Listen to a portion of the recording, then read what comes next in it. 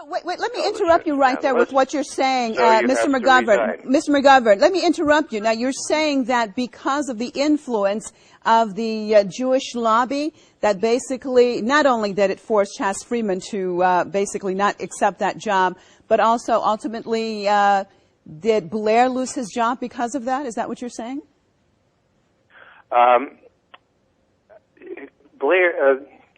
Chas Freeman was appointed.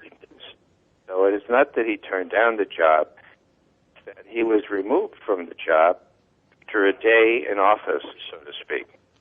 Now, when Admiral Blair appointed Chas Freeman, he put many noses out of joint. Particularly, I don't call it the Jewish lobby because it's a minority. It's a hard right-wing Likud lobby. He did them in, and it's clear because Charles Schumer bragged about it, and Freeman admitted that's what happened to him. Okay, let me get Philip Giraldi back in on this. Philip, what's your take on that? Do you believe that it was because of the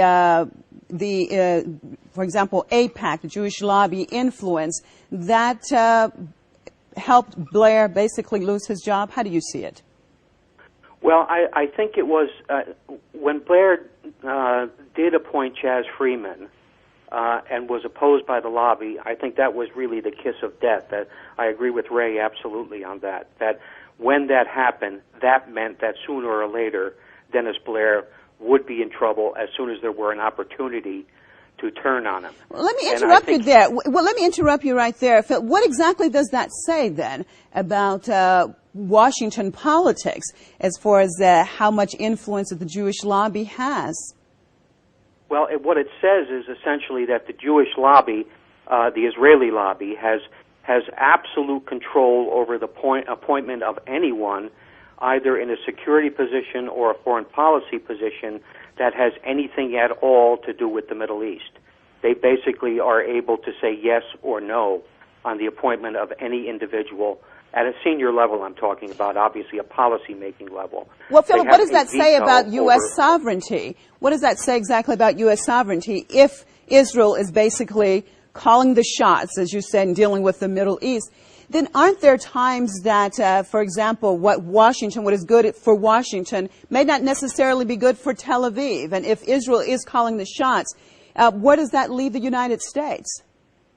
Well, obviously, that's the fundamental dilemma in terms of American foreign policy, and I think Ray would agree with me on this, that essentially the Israeli veto over major aspects of U.S. foreign and security policy means that our policies don't make sense in terms of what the national interest of the United States is.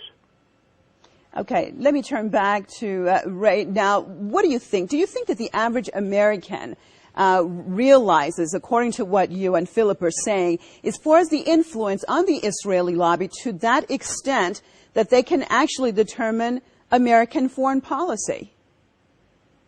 Well, first off, let me point out, it's never in my experience of almost 50 years in this town have I seen the Likud lobby able to derail appointments in the intelligence community at a lower than secretary or principal level. In other words, Chas Freeman, as important and as educated as he was, fit for the job, he was 2 rungs lower than anyone I've seen the Likud lobby exercise a veto over. But it is true. It is true that Americans don't know about this, and the reason they don't know about it is because the Likud lobby is just as powerful in the New York Times, the Washington Post, and all of the, what I call the fawning corporate media, which do not give the American people a chance to learn the real truth. And that's why I admire so much Bill's work and others who are trying to expose this, because not many politicians will run the risk of saying, yes, I had to vote this way because AIPAC gives me so much money, and if I don't vote this way, they will give more money to my opponent next time. That's how corrupt the system is. Okay, let me get Philip in. I'm almost out of time. Philip, 1 minute on this. So if what you're saying and what Ray is saying is true, does it make a difference then if the person who's called the president is George W. Bush or Obama when it comes to the Middle East? If Israel is calling the shots for the United States, what difference does it make who is president? Well, the president does have the ability to at least begin to turn this around by speaking to the American public and saying, look, I mean, we have national interests in the Middle East that are not the same as the interests of Israel, and it's because our economy is in trouble and we're fighting two wars at the present moment. We have to look at those interests in a serious way, and we have to be able to do things that are going to make Israel angry.